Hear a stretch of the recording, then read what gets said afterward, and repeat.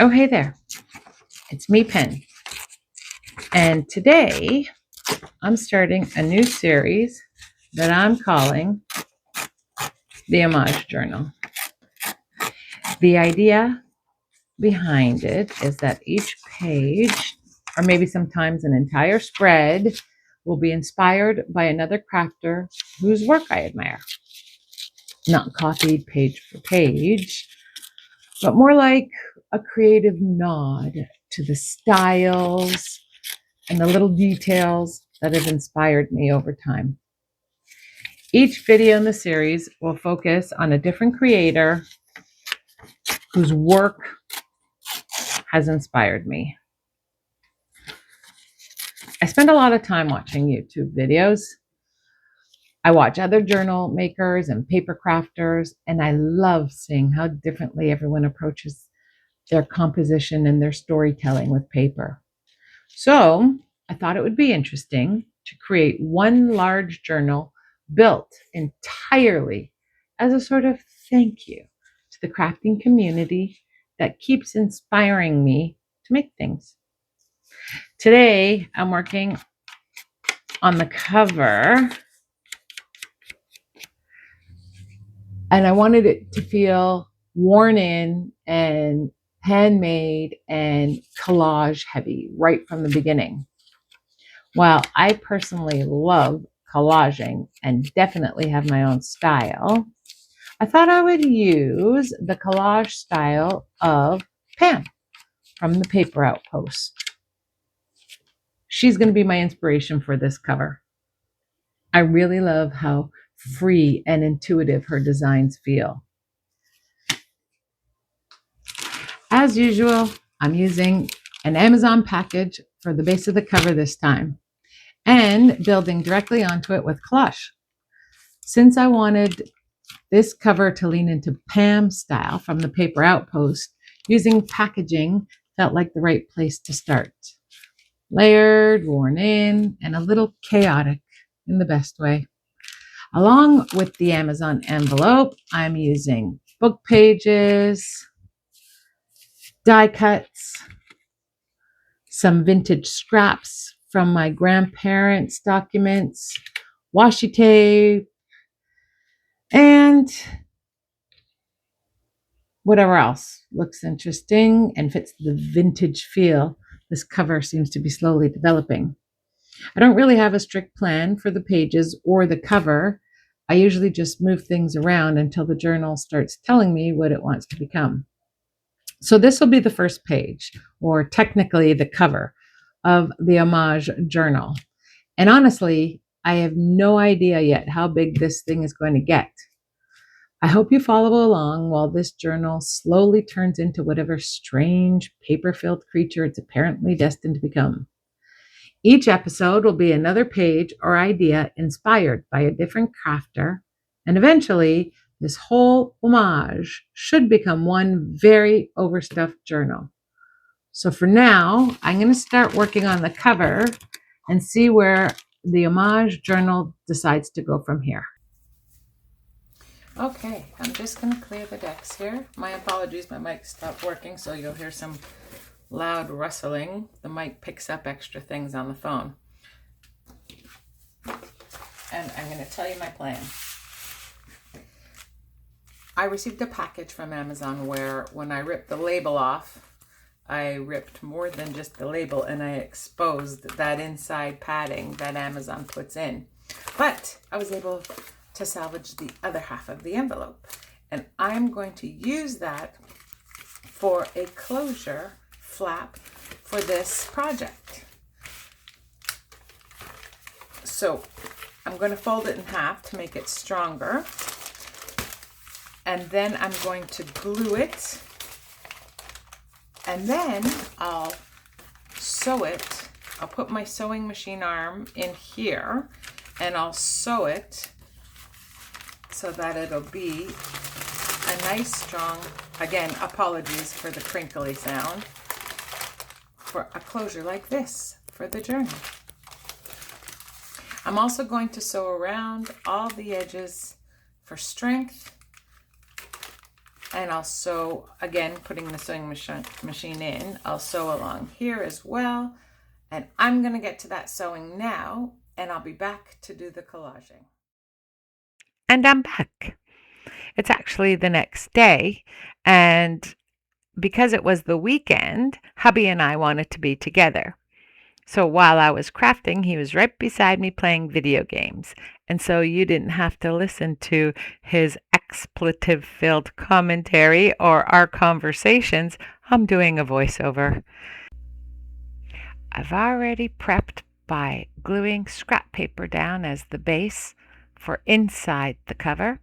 And now I'm adding some lace trim. I used tacky glue because I don't have fabric glue. It's clear tacky glue. And now I'm clipping it down to make sure that it holds while it dries.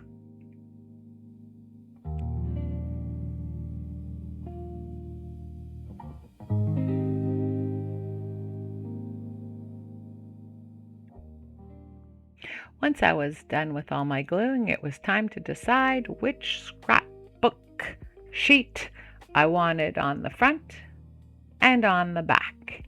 And this is me during that decision process.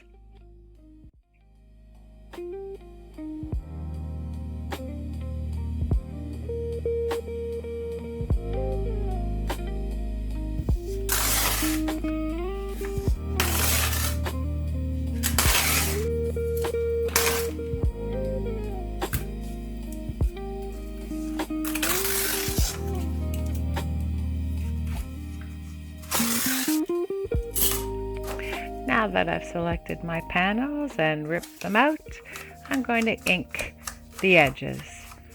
I begin by edging with a dark color and then buffing with a lighter color. That lighter color here is Vintage Photo and the darker color is Espresso. I find this gives it a really nice aged vintage feel.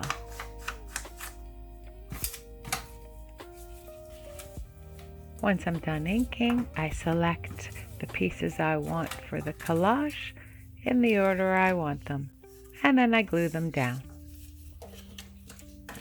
The method I'm using for gluing down the collage is first going over the edges with some glue stick and then brushing on a mixture of Elmer's glue all and a bit of water.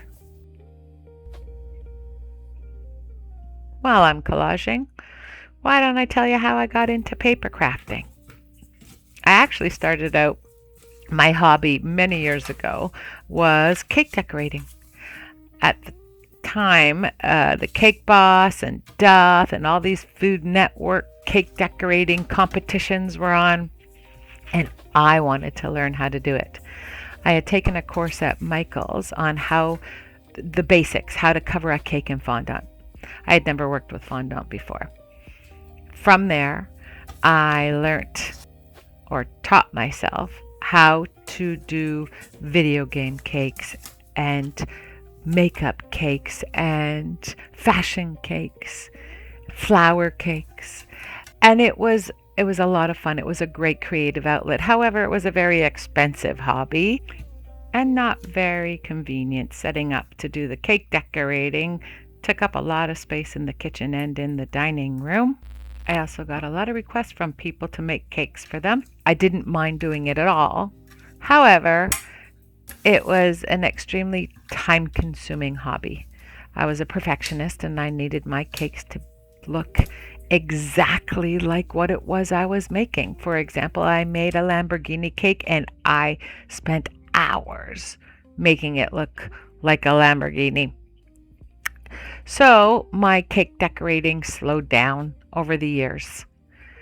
Then about a year and a half ago, into my YouTube feed came an ASMR video that I thought, okay, I'll see what this is about. And it was a woman, I can't remember her name, but she took vintage books and packaged them up. And then she started putting washi tape on the packaging and stamping it. And I thought, oh, isn't that interesting? I didn't even know what washi tape was at the time. However, watching that video put another video into my feed, and it was Natasha from Treasure Books. I ended up binge watching Natasha, and from there other crafters came into my feed, and I was hooked.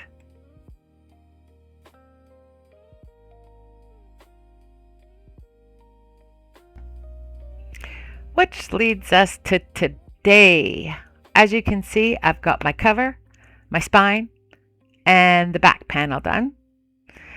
You also may have seen there was a little flash there of some shininess because I did a top coat, actually 2 top coats of Mod Podge. It is gloss Mod Podge that I got while thrifting. That sealed in the collage. And now I'm just adding some lace trim to the front cover.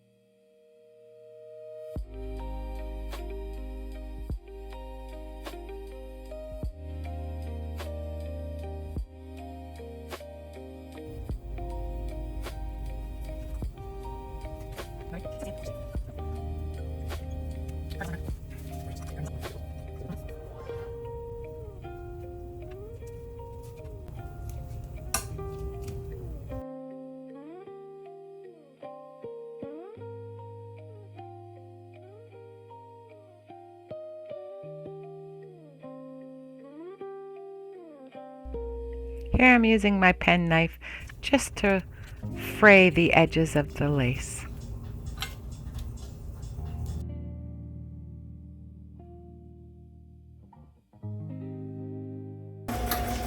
Unfortunately, I can't get my camera into the sewing machine to show you, but I did sew around the cover and the back panel.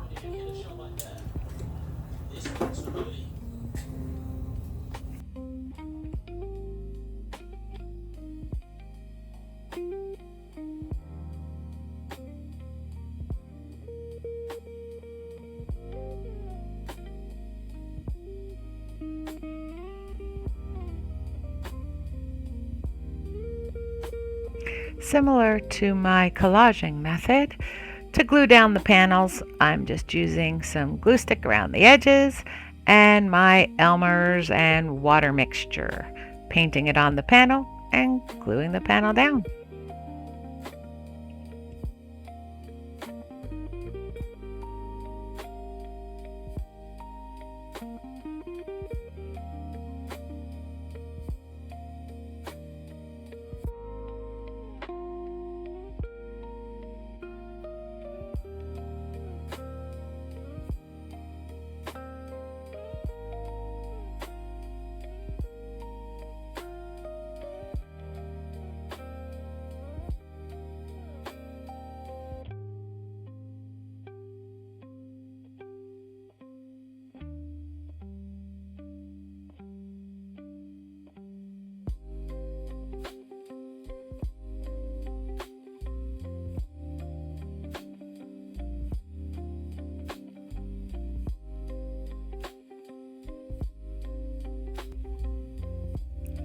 For the front panel, I wanted to make sure that every single section was covered in glue.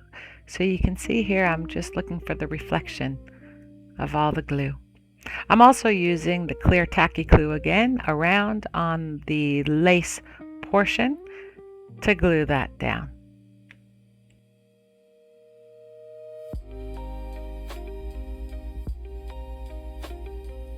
Now that all the panels are glued down, it's decision time. What do I want to do for that front panel? Actually, while I was doing this, I was deciding I want to be a closure for the front, but I loved my collage so much I didn't want to cover it up. So I ended up doing an inside flap for the pocket. Once again, I'm doing my inking method of buffing some vintage photo and then going around again with the darker ink on the edges. I've decided to make button closures, and to that end, I'm just punching out my circles and then inking them.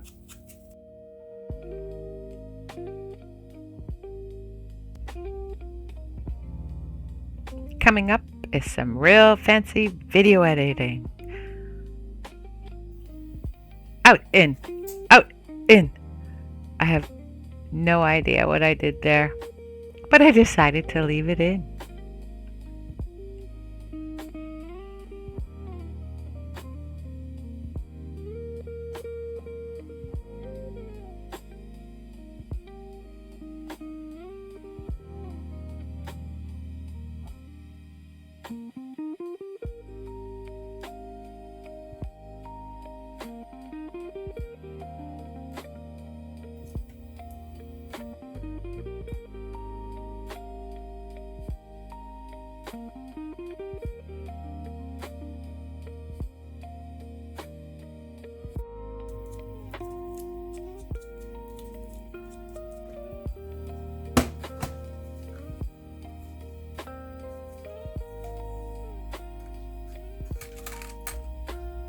The majority of these brads I received as my birthday haul from Facebook Marketplace. I selected 2 large brads, which you'll see after I puncture holes here. I use styrofoam actually here to puncture so I don't ruin my desk using an awl. I puncture the hole in the buttons, and then I put those brads in, and I realize those are just way too big. I'm dying to use these fancy little brads that I got though. I just don't know in what yet.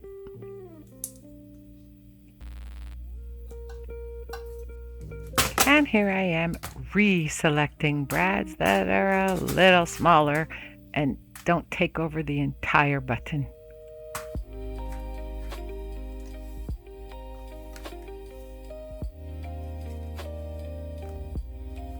Okay, those brads are much better. Here I'm measuring where I want to put the buttons and using my awl once again to punch the holes, slip the brads in, seal them down.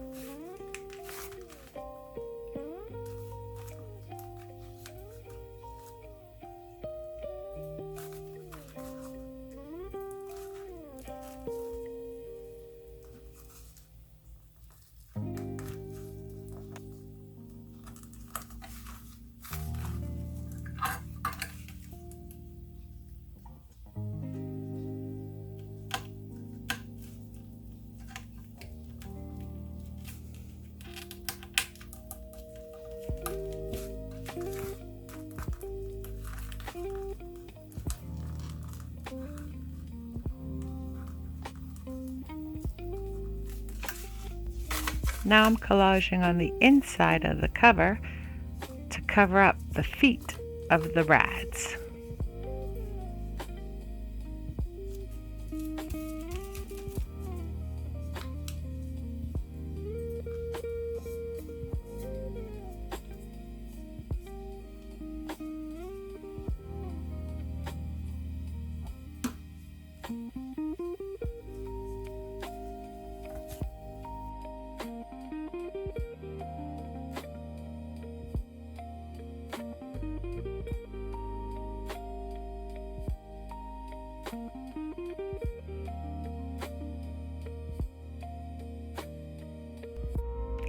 Since the cover is inspired by Pam from the Paper Outpost, I wanted to make sure I acknowledged that.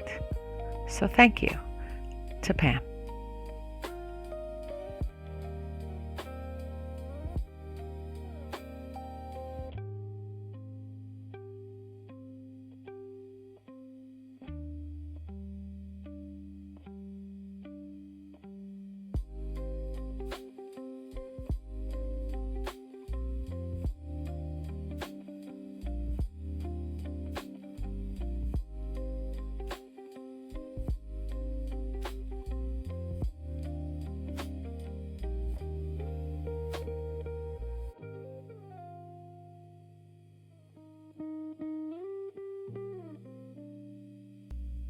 The particular video I was referencing for this cover had Pam doing Mod Podge on top to seal in the collage, and she instructed to first go east-west, east-west, then north-south, north-south. And I had to remind myself to do that.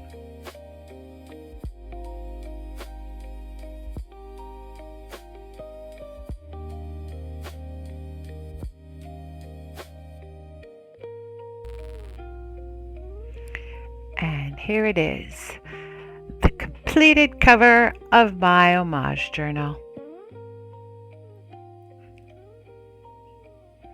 As you'll see, I added a brad to the front cover, the kind with the little loop, so I can add a tie since I made the flap on the inside. As always, I thank you for joining me, and I'll see you next time when I dedicate my project to another paper crafter. Bye-bye.